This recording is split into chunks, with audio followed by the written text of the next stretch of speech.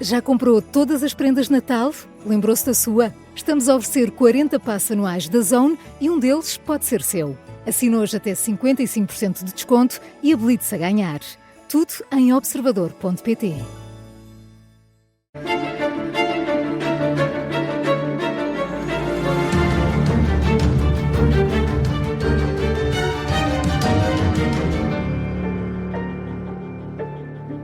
Bem-vindos ao Realpolitik, uma conversa sobre política e atualidade todas as semanas aqui na Rádio Observador e em podcast. Eu sou o Miguel Pinheiro. Eu sou o Sérgio Sousa Pinto.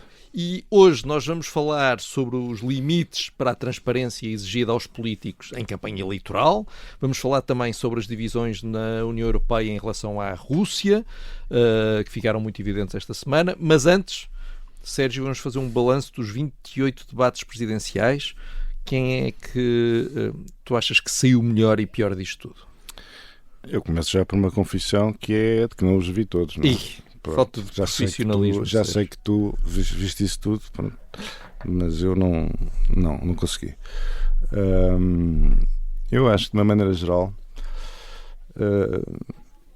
aqueles a quem os debates correram menos bem foi ao Almirante Gouveia Melo e ao João Coutrinho, por razões diferentes. O Almirante Gouveia Melo, porque realmente nesta coisa dos debates a experiência conta para uma coisa, e nota-se que havia ali uma certa falta de traquejo nos debates. O João Coutrinho acho que não lhe correram especialmente bem, só porque as expectativas eram muito altas.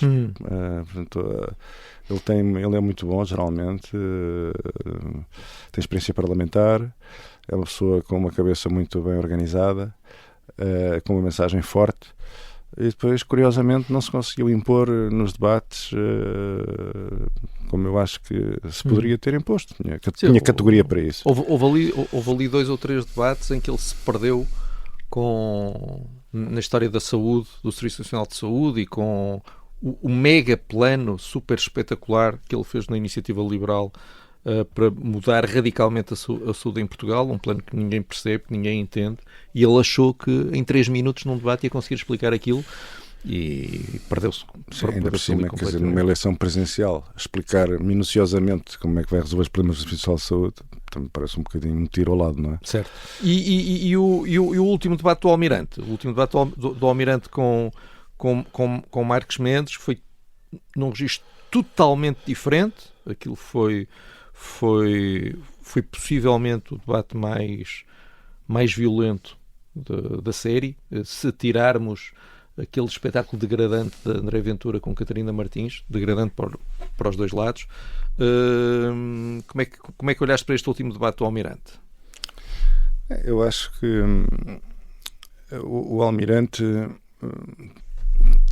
beneficiava de uma vantagem que resultava de ter uma certa gravitas indissociável também da sua condição de almirante e militar, e portou-se sempre como um cavalheiro nos debates, e portanto foi alguém que mostrou certa, assim, um estilo presencial, digamos assim, não é? Ao contrário de outros que parecem muito pouco talhados para a função.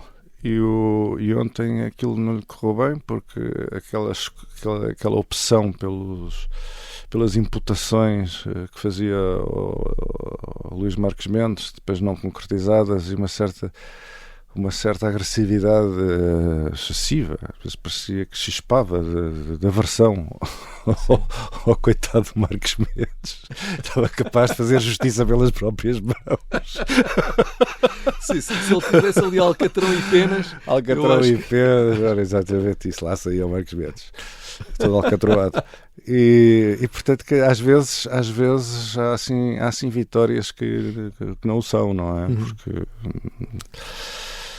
acho que não correu especialmente bem. Marcos Mendes também esteve sempre à defesa, ali, a explicar a coisa da empresa e não sei o que mais e tal. Coitado, também isto é uma vida ingrata, mas Marcos Mendes, como é uma raposa velha, não é? Já anda nisto há muitos anos, põe aquela expressão impassível, não é? Sim. Dá a ideia que Sim, isso é verdade. podia estar-lhe a chover na cabeça, a ouvir os impropérios do Almirante, a caírem pedregulhos de granito, ou mesmo o Alcatrão e Penas, Marcos Mendes. Sempre a mesma fáceis. Sempre a mesma fáceis. E, portanto, foi assim um espetáculo um bocadinho penoso. Porque uma pessoa quer realmente ouvir qualquer coisa sobre o país. E quando eu digo ouvir, não é promessas, que não se aguenta mais promessas, não é?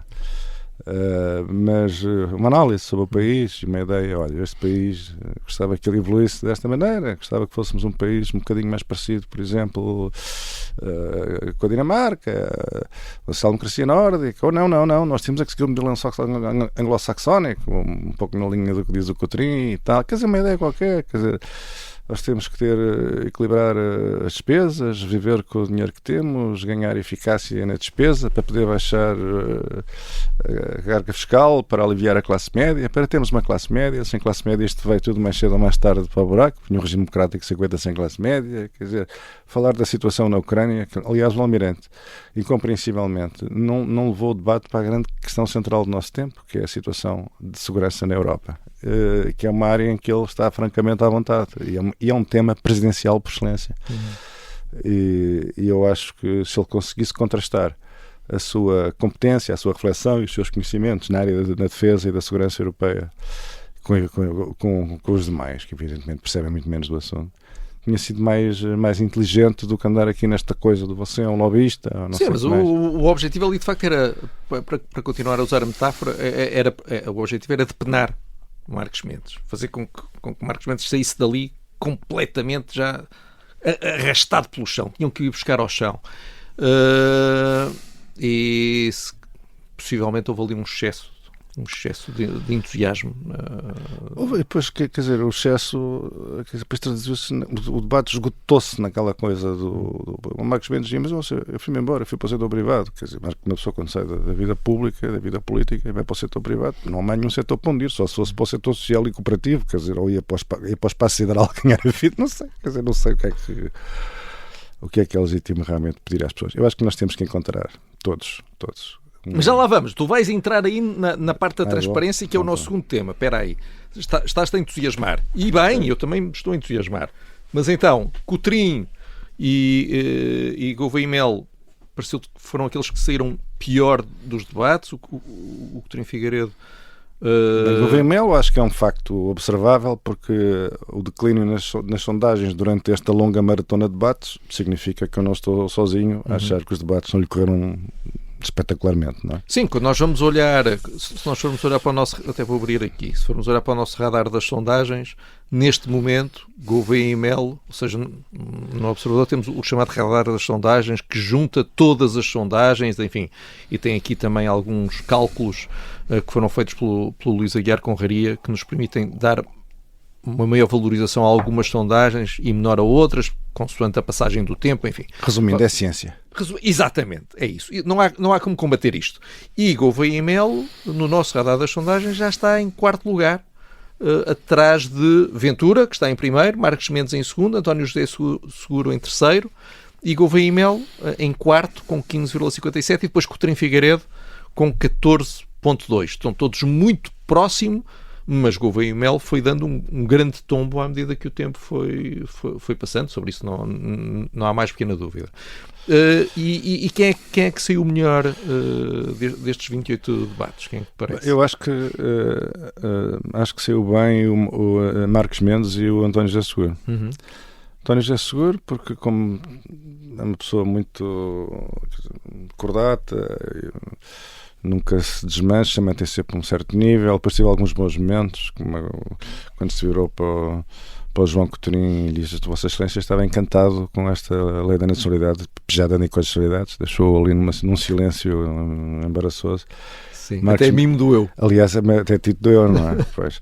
E também lembrar-te-ás de outra ocasião, um debate entre Marcos Mendes e Coutinho, quando Marcos Mendes foi buscar as propostas mais alucinadas da iniciativa liberal, não é?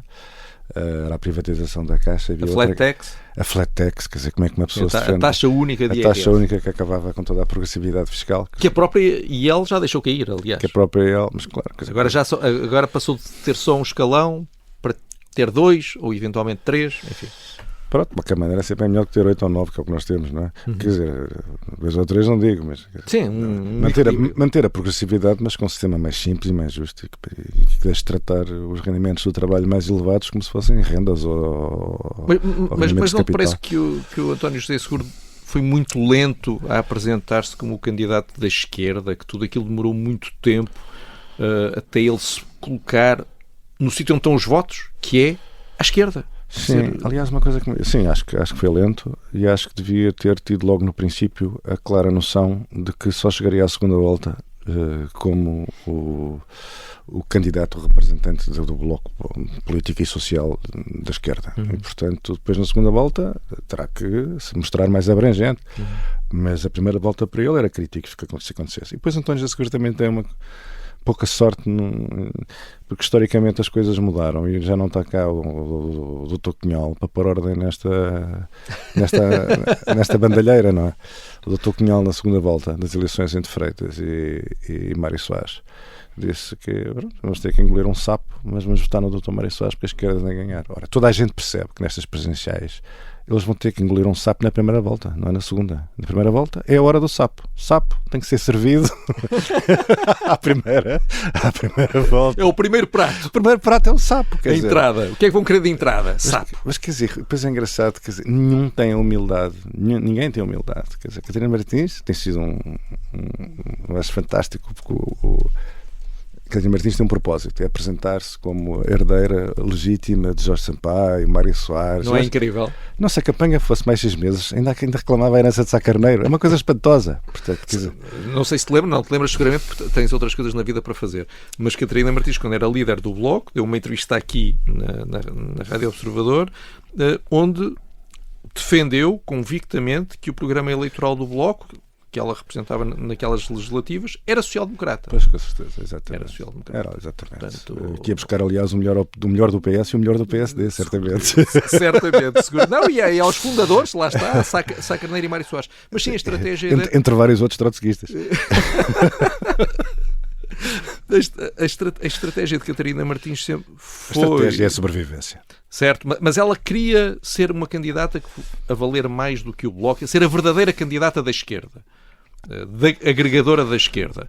Mas quer dizer, não é possível fazer toda uma carreira política no radicalismo e depois de repente aparecer pura, vinda do além e ser... A representar o chamado consenso do pós-guerra. Não é possível. Não é possível. Quer dizer, eu gabo o esforço, acho que é sempre bom quando as pessoas se esforçam, mas realmente teria de ser um outro candidato qualquer. Nada impediu ao Bloco. Eu bem sei que Sampaio da Nova, esse santo laico da esquerda portuguesa, não se quis candidatar, mas podiam ter arranjado outro santo laico qualquer, pronto, que quisesse fazer esta campanha, porque para Catarina Martins aparecer como o novo Mário Soares ou o novo Jorge Sampaio fica esquisito, não é? Fica, até porque geralmente, por exemplo, o António José Seguro, quando está a debater, ele tem aquela personalidade, aquela bonomia natural, é uma pessoa muito moderada, sempre foi. Mas, quer dizer, a Catarina Martins olha para o interlocutor sempre com um sorriso, não é? Com um sorriso. É um sorriso que parece que está a dizer assim: eu bem sei que estás aqui para trair os interesses do povo trabalhador. Quer dizer... Quer dizer, há ali sempre qualquer coisa que não encaixa. Sim, estamos sempre à espera que alguém traga a guilhotina, não é? Agora, Catarina Martins é uma política muito talentosa, vale mais do que o Bloco, eu não tenho a menor dúvida sobre isso. E portanto, mas não terá a humildade de dizer, porque ela no fundo, como é evidente, não é social-democrata. Se fosse social-democrata, percebia que tinha aqui um socialista, um social-democrata, acho que era alguém da esquerda democrática para chegar à segunda volta, e tinha que se ficar também. Jorge Pinto percebia que, por muito que Jorge Pinto anseia ir a votos para ver quantos votos vale, enfim, deve ter todas as expectativas realistas, certamente. Que anseia ou teme? Não sei, acho que anseia, acho que está encantado, não sei, está a gostar disto. Acho que a única maneira do LIVRE sair bem disto era desistir a favor de António José Seguro. Era a única maneira do LIVRE sair bem disto. Assinava um protocolo em que se reconhecia a importância do grupo da Arraiolos. Precisamente. Salvava-se essa arma secreta portuguesa. É que, de facto, é aquilo que une os dois candidatos, Jorge Pinto e António José Seguro, ambos em debates invocaram o santo nome do grupo da Arraiolos e prometeram empenhar todo o seu poder na promoção do grupo da Arraiolos e, portanto, sim, eu acho que esse é um bom ponto. Parece que vivemos numa época realmente de subversão de uma ordem internacional assente no direito, nas suas grandes instituições, não é? As Nações Unidas, a OMC, o grupo da Arraiolos, quer dizer, é tudo isso, pronto, é assim uma coisa que parece infantil, não é? Mas pronto, Mas tu achas possível Jorge Pinto, Catarina Martins ou António Filipe desistirem ainda na primeira volta a favor de António José Seguro? Eu sinceramente acho que não, porque lá está, não, já não está cá o Dr. Cunhal, não é? Portanto, o Dr. Cunhal sabia-me, o Dr. Cunhal, enfim, não simpatizava nada com o Dr. Mário Soares, digamos assim, não é? Punhamos isto nestes termos. E até se dizia na altura, o Partido Socialista é um partido democrático, Mário Soares é que não. Não é? Portanto, o PC, isto era o que o PC dizia, o PC dizia. Mas quer dizer, agora, alguém acredita que no seu íntimo estas pessoas destas áreas políticas considerem que realmente o PS é um partido da esquerda e que os outros são que o PS e o PSD não sei o que fazem todos parte deste enorme pântano central, este pântano. E o consenso neoliberal, como chama António Filipe, o consenso neoliberal. Isso é o nome, é o consenso neoliberal. É o consenso neoliberal. António Filipe acha que toda a gente faz parte do consenso neoliberal. Tirando António Filipe, naturalmente. Quer dizer, claro, mas quer dizer, se é um consenso, faz sentido que esteja lá muita gente. Não há consenso porque não está lá António Filipe. Agora, se eu tivesse de apostar, e atenção, não se deve apostar, já agora, fica aqui o nosso contributo para o serviço público, mas eu diria que seguramente Jorge Pinto e o LIVRE ganhavam em desistir a favor de António José Seguro. Acho que a pressão para o voto útil vai ser enorme daqui até dia 18, tanto à direita como à esquerda. Acho que Coutinho de Figueiredo vai ter que pedalar muito para não se começar a esvaziar à medida que se aproxima o dia 18. E se bem que depois há aqui aquele jogo, se bem que Coutinho de Figueiredo tira alguns votos também a André Ventura. Não sei se muitos ou poucos. Eu acho que o Coutinho tira votos a toda a gente, para dizer a verdade. Porque basta olhar, todos os partidos deviam olhar com atenção para o voto jovem. E a força do João Coutinho no voto jovem é impossível de ignorar. Quer dizer, há uma segmentação da sociedade portuguesa que tem uma expressão política direta e que nestas presidenciais, com esta oferta tão variada de gente que se dispõe a servir a pátria, permitiu realmente ao eleitorado assumir as suas preferências com grande rigor. E não há dúvida de que o discurso do João Coutinho diz muito aos jovens. E o PS que neste momento está, em termos de voto jovem, está mal, muito mal. Porque perdeu um conjunto de erros, os erros pagam-se em política. Uma parte significativa dos setores mais dinâmicos, quando digo setores mais dinâmicos, estou a pensar os setores que têm que fazer pela vida, os jovens que têm que se organizar, ter rendimentos, ter segurança na vida, conseguir um empréstimo, sair da cepa torta, ganhar dinheiro, ter uma... Quer dizer, o PS deixou de ser capaz de ter a interlocução com estes grupos sociais, e também a classe média sentiu que o PS está aqui não é por causa de nós. Então, só está pelo Estado. Não é pelo Estado e pelos setores os pensionistas, os setores mais desfavorecidos da sociedade, mais um. Só que o PS quer. Portanto, e abandonou os outros grupos sociais. Por exemplo, na política fiscal, o PS, eu acho que o PS gostaria de ter mexido nos impostos, ter tido tempo, mexer nos impostos, baixar os impostos, mexer nos escalões, enfim. Não fez nada disso e pagou um preço e continua a pagar. E por isso é preciso ver a esperança que os jovens põem em alguém que tem o discurso do João Coutinho. E isso é algo que não é insufismável. Bem, temos que ir para intervalo, mas lá está. Eu apostaria Jorge Pinto desistia. O LIVRE voltava a ser o grande partido defensor da convergência à esquerda, punha pressão sobre o Bloco e aparecia como o grande salvador da candidatura da esquerda. Mas, enfim, se calhar perdeu o dinheiro todo, não sei, vamos ter que esperar mais um bocadinho. Bem, vamos para intervalo, voltamos já.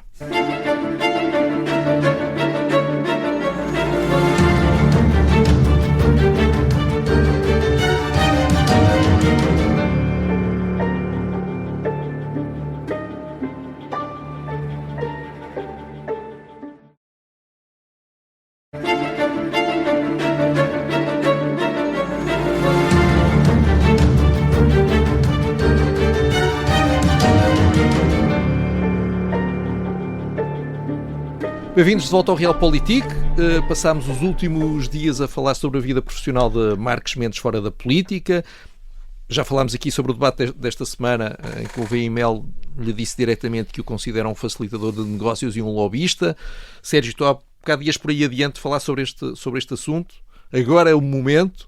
Tu achas que há limites para a transparência que é exigida aos políticos numa campanha como esta? Acho que há limites à transparência. Sou pena de ninguém se expor a meter-se na política. Não é? Quer dizer, as pessoas começam a pensar porque o preço é demasiado elevado. Quer dizer, ninguém está para sujeitar a isto. Não é preciso as pessoas serem insultadas com insinuações, com imputações não concretizadas, isto não é um problema. Repare-se que eu não estou a referir-me também, mas não exclusivamente, longe disso, ao registro ontem escolhido pelo Almirante. Quer dizer, todo o espaço público está absolutamente viciado neste tipo de coisas. E, bem, o sistema democrático depende da sua capacidade de recortar eu diria os melhores, mas se não conseguir recrutar os melhores, pelo menos conseguisse ir buscar os segundos melhores. Mas quer dizer, se continuamos nesta derrapagem, não é? Quer dizer, isto qualquer dia, ninguém na posse das suas faculdades decide dedicar a vida à causa pública. E, portanto, acho que é preciso um novo compromisso. E o compromisso tem que envolver todas as pessoas relevantes no espaço público. Por exemplo, tu és uma pessoa muito relevante no espaço público. Todos acordamos de manhã a ouvir... Eu sou muitíssimo relevante. Tu és muitíssimo relevante no espaço público. És muitíssimo relevante. Tens lá a tua coisa de bom, mau e violão para que é a maneira mais agradável de começar o dia. E todas as pessoas têm potencial. Não é potencial. Não, isso é potencial. Tens potencial. Portanto, todas as pessoas têm potencial. Têm que perceber que... as pessoas têm que ser tratadas, quer dizer, até para o bem contrário, como pessoas de bem, que senão isto torna-se infrequentável. E pessoas como tu, não sei qual é a tua opinião, não sei se queres estar à presidência, se já andas para aí a organizar. Eu já tenho mais de 35 anos, é o que eu te posso dizer. Mas quer dizer, a quantidade de pessoas que dizem que na política não se metiam nunca, não é por serem todos bandidos, criminosos, valdevinos e malfeitores. É porque não querem arrastar as famílias, nem elas próprias, nem exporem-se a esta chuvada de lama em que a política se está a converter. E estes fenómenos têm que ser compreendidos tendo em conta a história. Lá vamos nós para a história.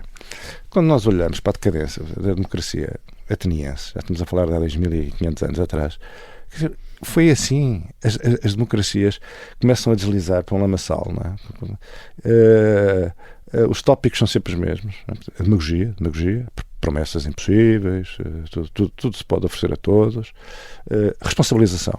Nós só não estamos bem, melhor, ou mesmo na perfeição, porque há uma casta que se distingue de nós, de gente que vive no privilégio, no abuso, no crime. É uma casta que se defende. Eu sou de fora da casta, eu estou aqui ao lado dos descamisados e do povo trabalhador. E coisa. O inimigo pode ser um inimigo externo, não é? O inimigo interno. O inimigo interno também é essencial para agregar as pessoas em torno de um qualquer discurso de revolta. A direita radical hoje em dia identificou como inimigo interno os imigrantes. Portugal, nós só não somos a Suíça ou a Noruega, claramente por causa dos imigrantes de Bangladesh. Se não tivéssemos cá ninguém do Bangladesh, o desempenho da economia portuguesa era espantoso. Portanto, quer dizer, depois os ataques pessoais, não é? O nosso adversário é apenas uma pessoa que eu vou destruí-lo, e agora tenho imensos instrumentos que apareceram maravilhosos, como a denúncia anónima, é um pitel de que já ninguém se livra. Quer dizer, a dada altura, não sei se te lembras daquela expressão de Cavaco Silva, de que como é que é, a má moeda expulsa a boa moeda. Certo. No que está a acontecer na política, e não é só na política, e portanto tem uma certa poluição do espaço público, e num ambiente de adultério, um apodrecimento geral do nível do espaço público, é que as pessoas que tinham essa vocação de serviço, as pessoas não estão para isto, podem ter vidas viáveis facilmente. Mas, ou seja, se nós olharmos para uma história mais recente, não é? Nós tivemos como primeiro-ministro um personagem infrequentável. que não foi sujeito, se calhar, a um escrutínio suficientemente agressivo a tempo e horas, nomeadamente sobre aquilo que andava a fazer na sua vida pessoal. Eu não estou a comparar ninguém com esse personagem, como é evidente, não é? Agora, o escrutínio existe não é para apanhar, entre aspas, os bons, é para apanhar os maus, não é? E há muita gente. Mas, Miguel, o escrutínio apanha bons, apanha maus. Toda a gente é apanhada no escrutínio. O problema é onde é que se traça a tal fronteira entre o escrutínio e a devassa humilhante das pessoas, não é? Não, está bem. Eu acho que no caso de Marcos Mendes é muito profissional, mas acho que a dada altura tratou deste assunto de forma muito amadora. Acho que ele foi profissional, por exemplo, ao dissolver a empresa familiar que a dada altura teve para algum... Sim, fez muito bem. Para receber dinheiro, da SIC, receber dinheiro legítimo, não é? Da SIC e de outros negócios que tinha. Ele decidiu dissolver essa empresa a dada altura e fez muitíssimo bem, porque tem o exemplo de Luís Montenegro e do que aconteceu a Luís Montenegro por causa da SPI não viva. Mas depois, a partir daí, por exemplo, ele aqui na entrevista que deu aqui na Rádio Observador, ele disse que essa empresa servia para receber da SIC e de umas conferências. Que não lhe ocorreu dizer logo que não era só conferências, não era só a SIC, também tinha outras coisas. Não lhe ocorreu que devia ter tomado a iniciativa de revelar os clientes?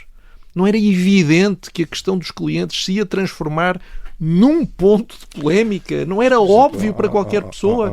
O Luís Marcos Mendes trabalhou nos maiores escritórios de advocacia. Não, eu estou a falar dos clientes da empresa familiar. Nem estou a entrar na... Quem é que tu achas que são os clientes do escritório de Marcos Mendes? Achas que é o salão de beleza da Lourdes?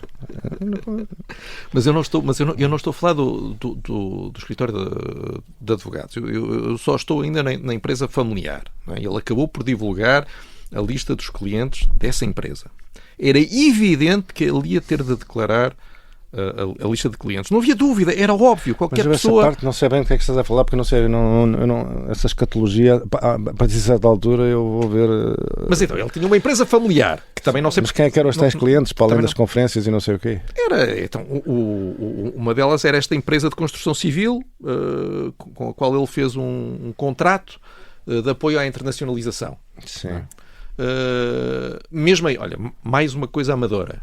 Quando nós lhe perguntarmos até porque não disse logo isso? Certo? Pronto, estou de acordo contigo. Certo, é isso. Acho que ele... Se calhar porque achava que iam logo dizer dele que era um bandalho que andava a apoiar a internacionalização da Constituição Civil. Olha, e já agora, essa Constituição Civil lá fora, houve alguma ou falhou completamente na sua grande obra internacionalizadora? Eu tenho ideia de que as coisas não correram incrivelmente nessa área. Pronto. Tenho ideia. Mas enfim, pronto. Coitado, todos nós. Esforçou-se, claro. Tudo bem. A quantidade de coisas em que eu me meti também e que correram mal também são muitas. Mas enfim, a mim o que me preocupa é esta ideia de que o escrutínio... Agora não há escrutínio nenhum. Escrutínio nenhum. O que é que falta de escrutínio? Agora não deve haver... Agora com as redes sociais... Não é isso. Que agora não deve haver escrutínio nenhum, não se deve fazer escrutínio nenhum. Mesmo essa questão que eu tenho ouvido muito das denúncias anónimas. Vamos ver, as denúncias anónimas... Há uma razão para se permitir denúncias anónimas, porque muitas vezes quem faz denúncias anónimas está a correr riscos profissionais, está a correr riscos pessoais, está a fazer denúncias contra pessoas e entidades muito mais poderosas, muito mais influentes do que o denunciador, e portanto as denúncias anónimas existem por boas razões. Depois, com certeza, podemos argumentar que muitas vezes são utilizadas por motivos pouco recomendáveis. Sem dúvida. Aliás, não temos tido exemplos nenhuns disso, não é? Dos exemplos de denúncias anónimas por motivos não recomendáveis. Quer dizer, nós temos de ter presente o que é a natureza humana. Quem decide viver, a não ser que tu sejas, afinal, um homem de esquerda, um discípulo de Rousseau, e que achas que os denunciantes é tudo gente que tem um apego tal ao bem público, que não se conseguem controlar e vão logo pôr uma denúncia para Só estou a dizer que há bons motivos para se proteger, para haver o anonimato de quem faz denúncias. Olha, raramente se fazem atrocidades por maus motivos. Geralmente as atrocidades vêm sempre em nome das mais luminosas intenções. Sabes que no século XVIII a República Veneziana tinha uma coisa horrorosa, que agora nós podemos quase pensar na República Veneziana como um dos primeiros estados totalitários. Tinham inventado um sistema de denúncias, que havia assim umas portas com uma boca de leão, justamente para as denúncias anónimas. Quer dizer, as denúncias anónimas, que, pois claro, eram instrumentalizadas politicamente sempre que dava jeito. Aliás, quando dava jeito aparecia logo uma denúncia anónima. Quer dizer, a República Veneziana era verdadeiramente um Estado totalitário. Portanto, quer dizer, ter uma noção da história, perceber a natureza humana, perceber... sinceramente, convoca toda a tua inteligência, que é muita, a tua perspicácia e a tua grande misericórdia em relação à natureza humana. Tu achas que estas denúncias anónimas, em época eleitoral, que isto são coisas inocentes, de gente abnegadamente ao serviço do interesse geral e do bem público, ou que isto são truques, vendetas, maldades... Quer dizer, o homem também é isso, não é? A minha preocupação nestas coisas é perceber onde está a verdade, independentemente das motivações, mas enfim. Deixa-me contar-te uma história muito engraçada. Aqui há tempos, a Gulbenkian amavelmente convidou-me para ter uma conversa com jovens do liceu, que eram geniozinhos, todos seguidos pela Gulbenkian, acompanhados pela Gulbenkian, um grupo extraordinário de jovens do liceu. E... depois conversávamos, eles faziam perguntas e eu respondia conforme podia. A dada altura, uma jovem faz a seguinte pergunta. Nós sabemos que o Sérgio também foi muito bom aluno e tinha muito boas notas. Então a minha pergunta é: porquê é que foi para a política? Não achas extraordinariamente revelador? Do desprestígio da política, não é? Que é uma vida dura, não é? Há certamente vidas que não são as delícias da vida privada. A política não está sempre exposta para termos meia dúzia de pessoas que têm algum apreço por um político, é sempre um exército que acha que somos, enfim, erros da criação, não é? Erros da natureza. Mas quer dizer, isto revela ora, como é que se consegue, quando a política democrática, não vamos falar de políticos, são políticos da política democrática, da vida democrática, quando o desprestígio, não é, dessas funções, que deviam ser as mais nobres de todas. Eu dizia-lhe, sabes que eu, quando fui eleito deputado, senti um orgulho muito grande, ia para a Assembleia, estava rodeado de pessoas extraordinárias, e eu senti muito orgulhoso, e a minha família também estava muito orgulhosa. Eu percebi que parecia que ele estava a falar do Renascimento e de Petrarca, estás a ver? Como as coisas eram no tempo de... E portanto isso é que é preocupante, porque isso significa a degenerescência do regime democrático, e as pessoas não há alternativa ao regime democrático. Nós temos que o redimir das suas falhas, temos que melhorar isto, temos que criar condições para que aqueles que fazem falta, há sempre gente disponível para participar na vida política. Mas como é que se faz para buscar aqueles que efetivamente fazem falta à vida política? E eu sinceramente, quando vejo episódios como alguns desta campanha eleitoral, em que, no caso de ontem, não houve tempo para falar dos temas nacionais. Não houve tempo. Não sobrou tempo para falar dos temas nacionais. Nem vontade, mas sim. Mas quer dizer, que é uma coisa absolutamente extraordinária. Parecia uma audiência preliminar. Quer dizer, de facto, a judicialização da política. Lá está outra via rápida em direção ao buraco. O nosso terceiro tema também é preocupante. Nós esta semana assistimos a uma enorme divisão na União Europeia por causa do apoio à Ucrânia, com a Bélgica a liderar a oposição ao uso de ativos russos congelados para financiar o esforço de guerra. Depois tivemos Macron, que parece que está com inveja de Merz, a mostrar que ainda está vivo e a admitir falar só ele com Putin. Tu tens experiência nessa instituição extraordinária que é a União Europeia, foste eurodeputado, e por isso és a pessoa perfeita para explicar a quem nos está a ouvir de onde é que isto vem e porque é que isto só vai piorar. Ok, bem, então vou arrumar essa questão do Merkel e do Macron.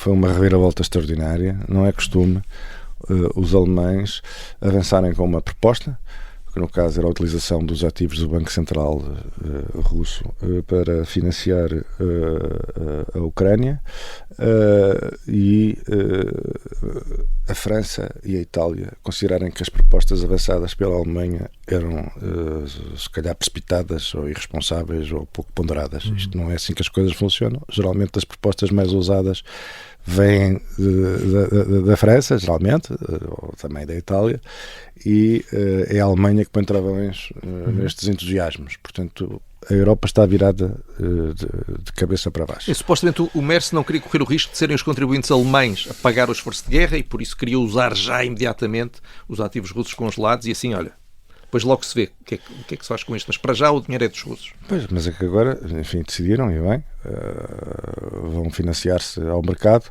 em 90 mil milhões para dar à Ucrânia, garantidos vagamente pelos ativos russos.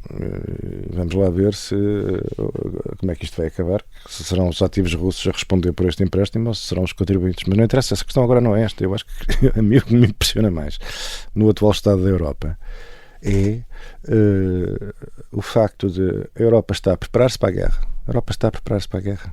E nós, no nosso país, e dá-me a ideia, sobretudo o Sul, os países do Sul da Europa, não conseguem, nem manifestam vontade de perceber minimamente do mundo em que estão metidos, as mudanças que ocorreram, o que está a acontecer, porque é que pessoas sensatas, como o primeiro-ministro inglês, o chanceler alemão, o presidente francês, os países nórdicos, estão todos absolutamente persuadidos que vem aí uma guerra europeia. Eu acho, nem os nossos candidatos presidenciais, repare-se, é dos poucos temas, por exemplo, em vez de andarem a pensar em resgatar o Serviço Nacional de Saúde, uma matéria que manifestamente a Constituição não comete ao Presidente da República, como é que não debatem estas grandes questões vitais para a Europa? E quem é que vai e quando fazer a pedagogia junto às opiniões públicas, explicando o que está em causa? Nós, neste momento em que estamos a falar, Varsóvia é a primeira cidade europeia que, aparentemente, já está protegida com sistemas Patriot contra ataques aéreos. A Finlândia introduziu formação militar básica a toda a sua população em idade de serviço militar. Está a fortificar as suas fronteiras. A Alemanha está a construir até 2029, altura em que considera que vai ser o ponto crítico do ponto de vista da segurança na Europa, as maiores forças armadas da Europa, gastando por ano 100 mil milhões de euros. Quer dizer, a líder dos serviços secretos ingleses, do MI6, fez um discurso eu ouvi. Em que diz que estamos naquele espaço entre a paz e a guerra. Eu vi. Convém esclarecer que quando alguém dos serviços de informações fala, convém ouvir. Porque são essas pessoas que sabem o que são os ataques cibernéticos diários contra infraestruturas, precisam testar a resiliência dos nossos sistemas, como estes drones que andam por aí, servem para testar a capacidade europeia de reagir a este tipo de intrusões. Quer dizer, as pessoas têm que se consciencializar e não se podem consciencializar sozinhas. É preciso que os políticos cumpram a sua função e falem às pessoas sobre as realidades do mundo tal como ele se apresenta na nossa época. Quer dizer, a Rússia, neste momento, é uma enorme máquina de guerra. É uma máquina de guerra, tem uma economia de guerra, tem uma indústria armamentista enorme. Se nós juntarmos todos os países da União Europeia com o Canadá e com a Noruega, nós somos 15 vezes mais ricos do que a Rússia, mas nós não somos uma máquina de guerra. A Rússia é uma máquina de guerra. Se a Rússia vencer, é o maior exército da Europa. O segundo maior exército da Europa é a Ucrânia. Se a Rússia abocanha a Ucrânia e alista nas suas forças o exército ucraniano, que é dos exércitos mais capazes, tal como o russo, tem uma experiência de combate que ninguém na Europa tem. Se aquela gente toda fica às ordens de Putin, disciplinadamente. A Ucrânia tem a maior indústria neste momento militar da Europa. Se a indústria militar de produção de drones e disto e daquilo de repente fica sob a alçada de Putin, nós temos um colosso militar ao nosso lado que não partilha os nossos quadros mentais, que tem uma lógica expansionista de reconstrução de impérios. E os Estados Unidos... E já não temos a proteção americana. Nós já não sabemos se temos, mas só se formos irresponsáveis é que partimos do princípio que temos. Nós, de facto, não sabemos se temos a proteção americana. Porque os americanos dizem que têm prioridades estratégicas no Indo-Pacífico. Mas as forças que eles têm na Europa, a Europa é um território terra firme. Temos aqui dezenas de milhares de soldados americanos no continente europeu.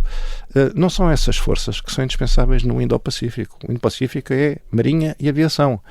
Portanto, estas justificações, deve ser o orçamento, querem orientar uma parte maior do orçamento para aquele tipo de equipamentos. Mas nem o Japão, as Filipinas, Taiwan podem estar descansados, porque Trump diz que a América quer saber do seu hemisfério. E, portanto, isso também é uma péssima notícia para todos aqueles que estão na situação... Mas tu vês a Europa, a União Europeia a conseguir unir-se.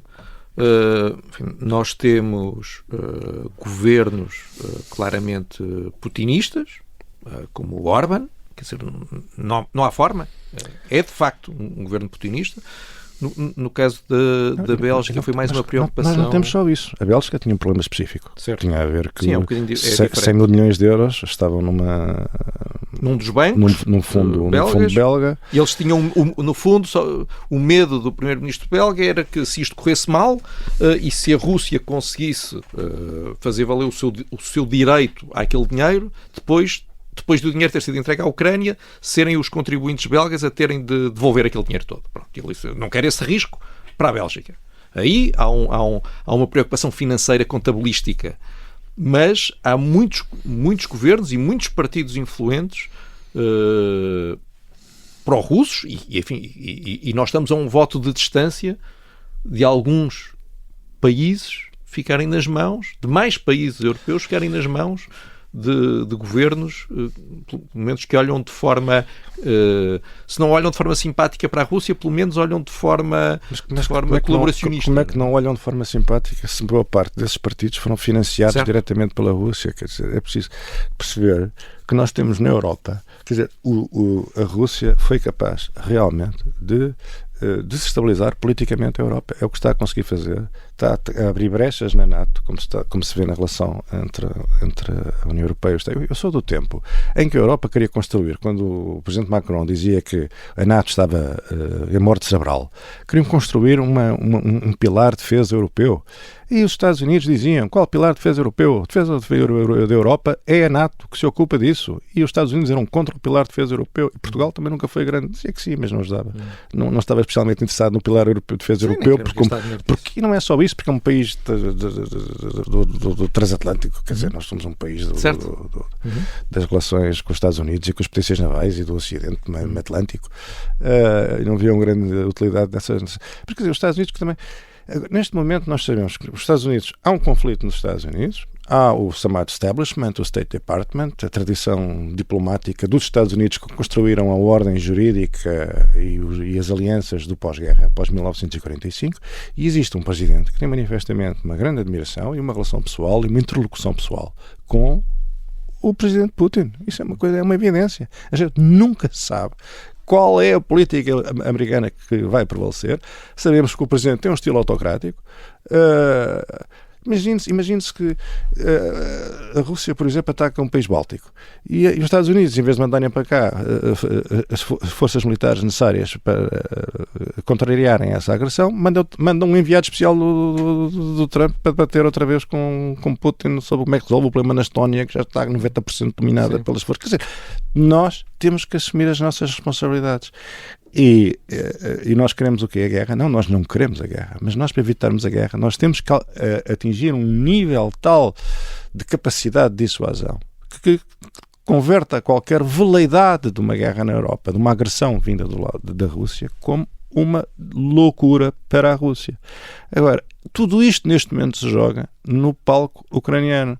E, portanto, nós acompanhamos diariamente como é que está a frota do Mar Negro. Olha, já foram 2 submarinos ao fundo, que a Ucrânia não sei o quê. E os russos já têm Pokrovsk, não sei o quê. É preciso ver isto num quadro mais amplo, que é uma questão existencial para a Europa, coisa que os Estados Unidos de Trump não querem compreender. a resolução do conflito ucraniano e a defesa e a viabilidade militar da Ucrânia. Mas pronto, aqui vivemos alegremente alienados disto. Estamos alegremente alienados e agora vamos alegremente para o Natal. Olha, realmente acabámos este. Foi num registro mesmo natalício. Eu acho que isto é muito natalício. Eu acho que quem nos está a ouvir está a pensar: olha que agradável. Agora vou comer uma fatia de bolo rei.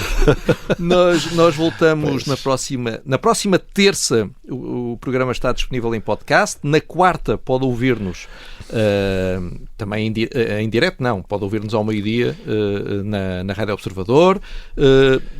Nós voltamos muito em breve. Um Feliz Natal para ti, Sérgio. Feliz Natal para ti e Feliz Natal para todos que nos ouvem. Ora, nem mais. Jingle Bell. Até para a semana.